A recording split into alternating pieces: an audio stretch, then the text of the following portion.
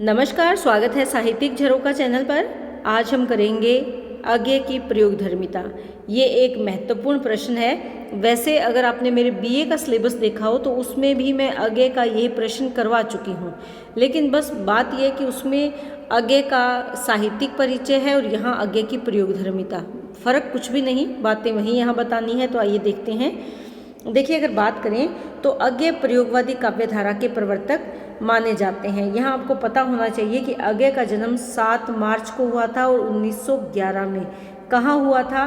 उत्तर प्रदेश के देवरिया जनपद के कुशीनगर नामक गांव में हुआ था और ये प्रयोगवादी काव्यधारा के प्रवर्तक माने जाते हैं। ये वो समय काल था जब प्राचीन मूल्य खंडित हो रहे थे और नवीन मूल्यों की स्थापना की जा रही थी या खोज की जा रही थी। देखिए, कोई भी काव्यधारा है या कोई भी साहित्यकार है वो तत्कालीन परिस्थितियों से बहुत प्रभावित होता है। तो हमें ये जानना ज़रूरी है कि उस समय परिस्थितियाँ कैसी थी। यहाँ जो हमारी प्राचीन परंपराएं चली आ रही थी उस पर लोग सवाल उठा रहे थे, इसीलिए उनको तोड़े जा रहे थे, उन विचारों को खंडित कर रहे थे और जीने के नए तरीकों को ढूंढ रहे थे। इस समय में परोपकार, सहानुभूति, आस्था आदि मूल्यों को त्याग कर तर्क और विश्लेषण को अधिक महत्व दिया जा रहा था।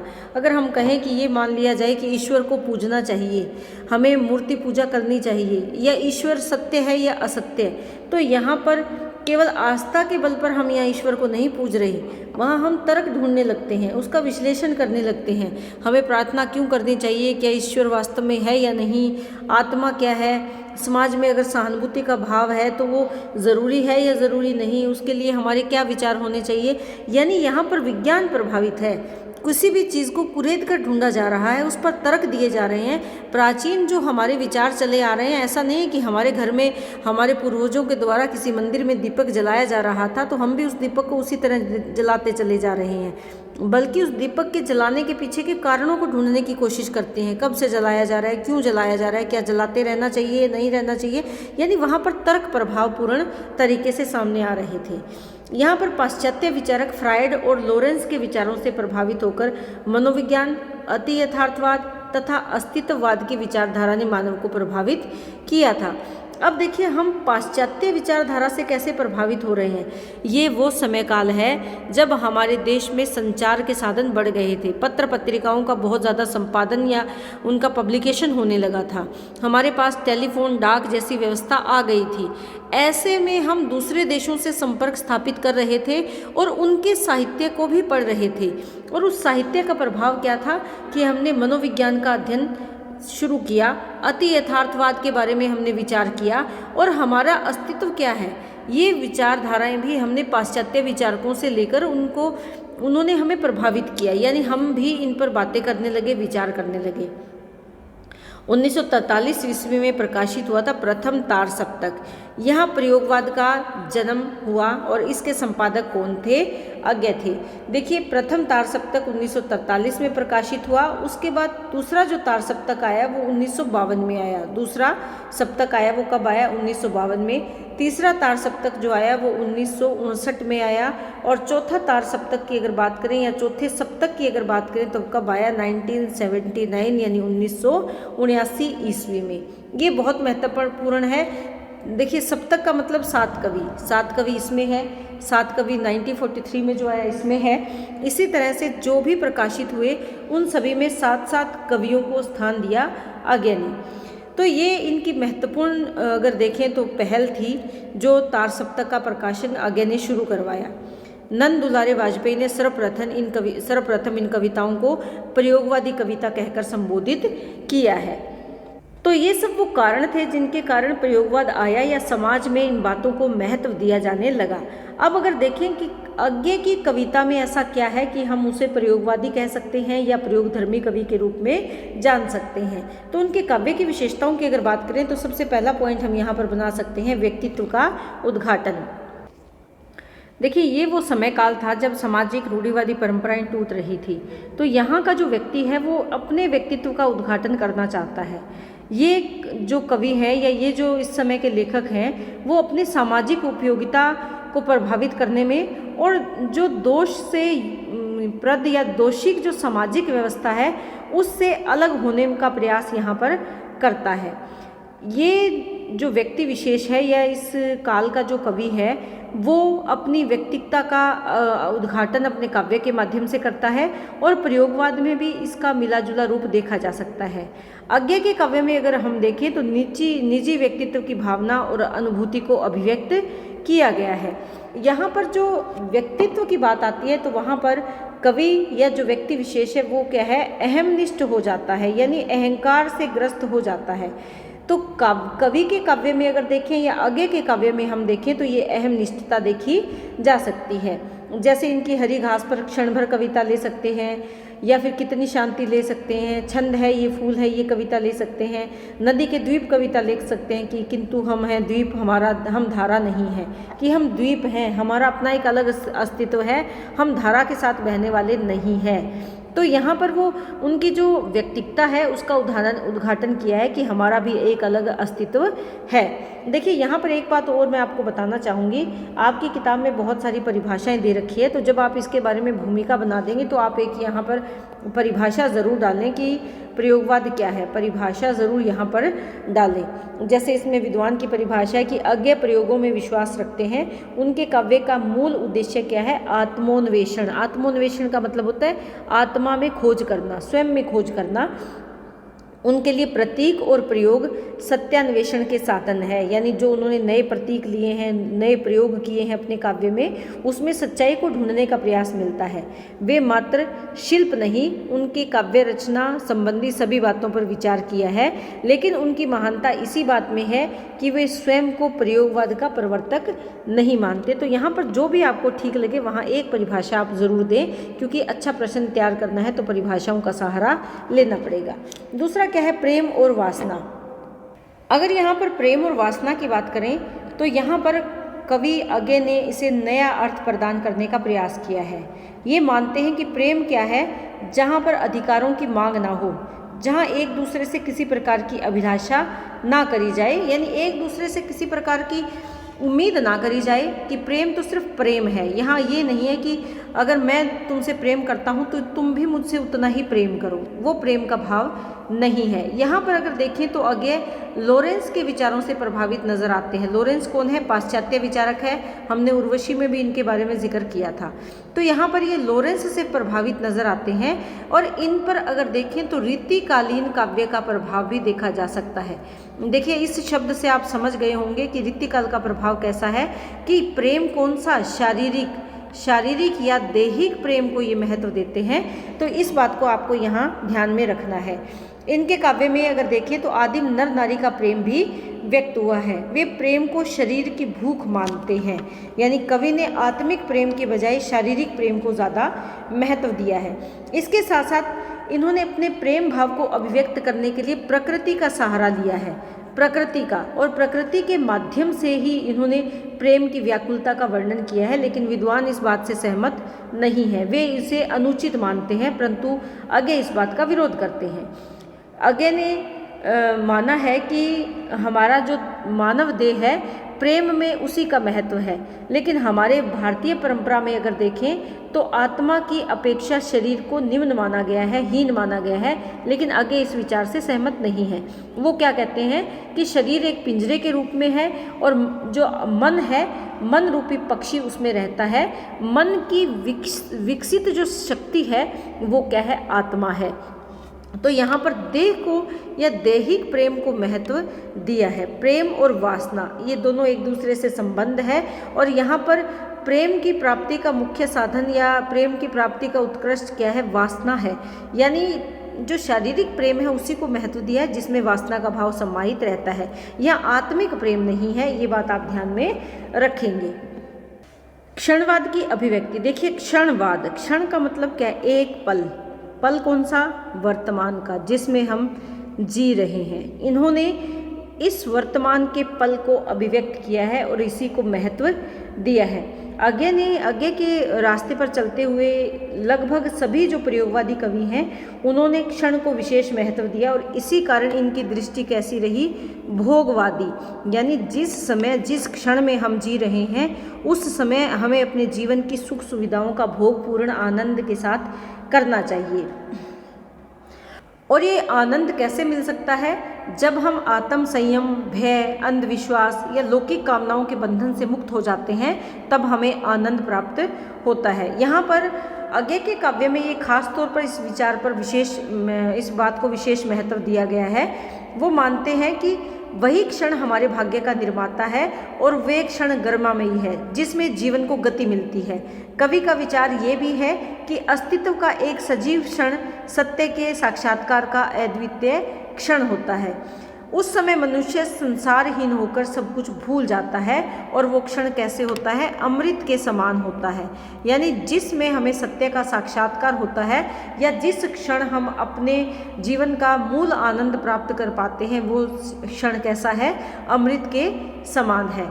उन्होंने ये भी माना है कि ये पूर्णतः नवीन विचार नहीं है। जब जब परिस्थितियाँ बदली हैं तब तब क्षण की अपनी एक गरिमा सामने आई है। तो यहाँ पर महत्वपूर्ण बात क्या है कि जिस पल में हम जी रहे हैं उसे पूर्ण आनंदता के साथ जिए। यहाँ पर सामाजिक बेड़ियाँ हमारे जीवन की बाधा नहीं बन सकती, हमारे अंधविश्वास हमें नहीं रोक सकते, हमारी कुरीतियाँ हमें नहीं रोक सकती।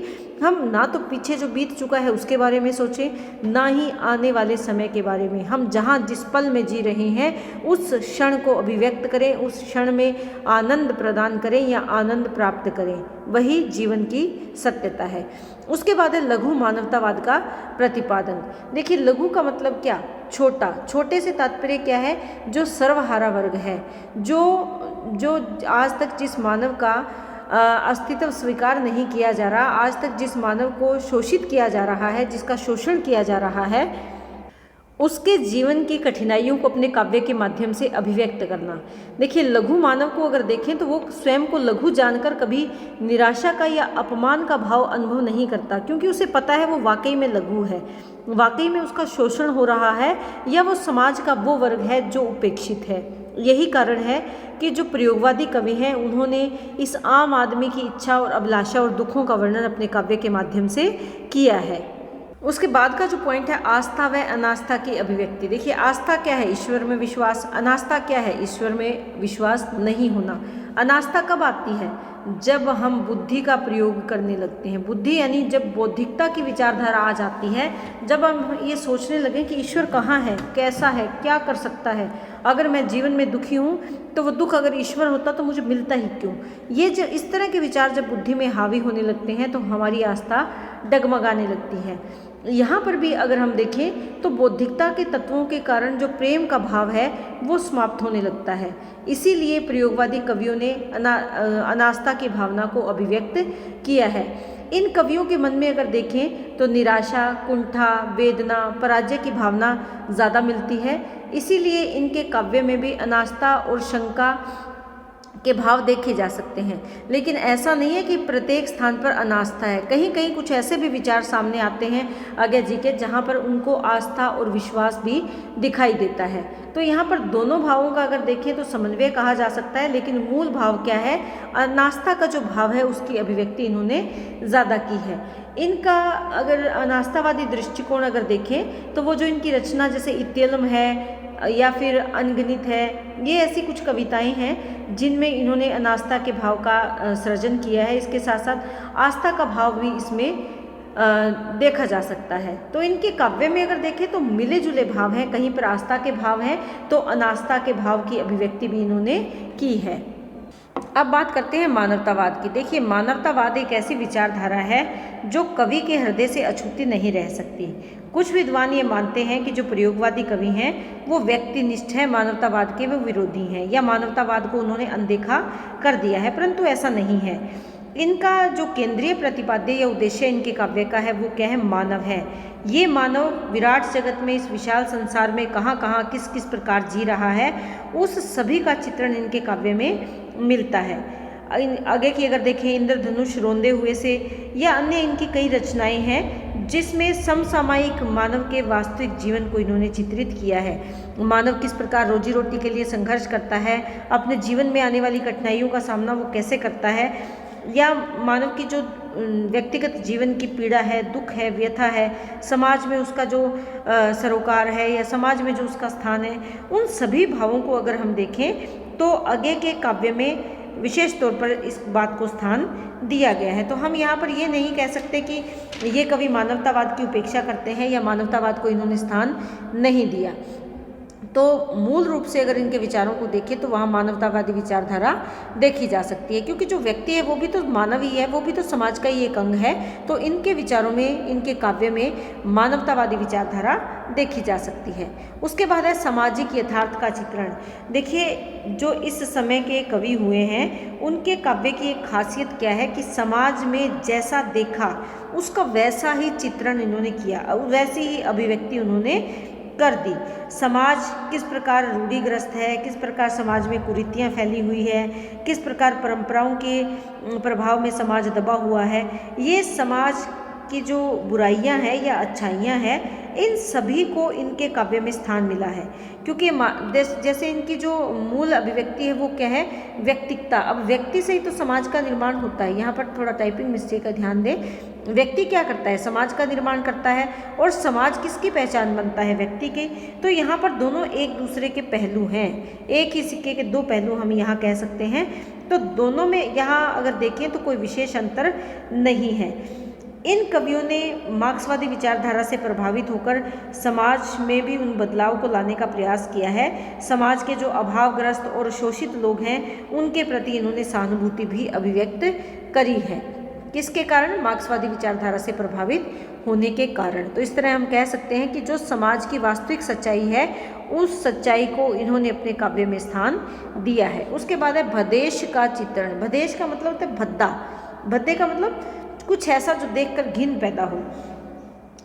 देखिए, प्रयोगवादी कवियों की एक खासियत है कि इन्होंने भद्दे से भद्दे और अनगढ़ से अनगढ़ चीज़ का, अनगढ़ यानी जो गढ़ी हुई नहीं है, जो सजाई नहीं है, जिसको एक विशेष आकार नहीं दिया गया है, उसका विशेष रूप से चित्रण इन्होंने किया है।